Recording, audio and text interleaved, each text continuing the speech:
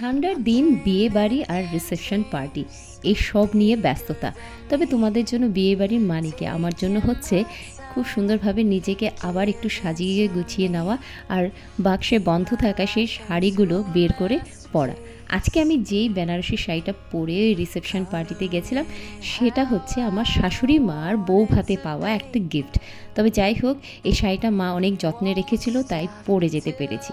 আর এখানেই দেখো, ব্রাইড আর গ্রুমকে খুব ভালো লাগছে, নতুন একটা জীবনের শুরু করতে চলেছে, খুব আনন্দের একটা পরিবেশ। আর যাই হোক, সব কিছু মিটিয়ে আমরা চলে গেলাম এখন মেন কোর্সের দিকে। এটা হচ্ছে আজকে আমাদের বিয়ের মেনু।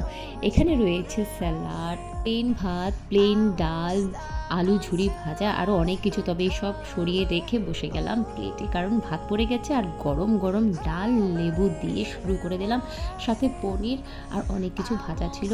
মাছ আমার এতটা পছন্দের না, তবু বিয়ে বাড়িতে যখন এসেছি আর সর্ষে দিয়ে মাছ বানানো হচ্ছে, তবে খাবই। আর এখানে এসে গেছে মটন কষা। তো মটন কষা আর মাছ দিয়ে শুরু করে দিলাম। সেই কিন্তু যাই বলো, বিয়ে বাড়িতে কিন্তু প্রথম এই যে ডাল আর যে বেগুনি ভাজাটা আসে, সেটাই কিন্তু তামাম হয়ে যায়। সাথে ছিল শান্তনু আর শ্বেতা।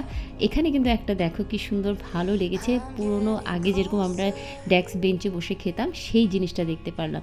সাথে সাথে এসে গেল দই আর মিষ্টি। এই সিজনে অনেক কটা বিয়ের নেমন্তন্ন রয়েছে, আর আনন্দ লাগছে এটাই যে অন্যরা বিয়ে করবে কিন্তু আমরা এনজয় করব। তবে যে কোনো পার্টির আসল এন্ডিংটা হচ্ছে কয়েকটা ভালো ভালো ফটোশ্যুট। তো আমরাও করে নিলাম। তো আজকের মতন ভিডিওটা এখানে, বাই বাই।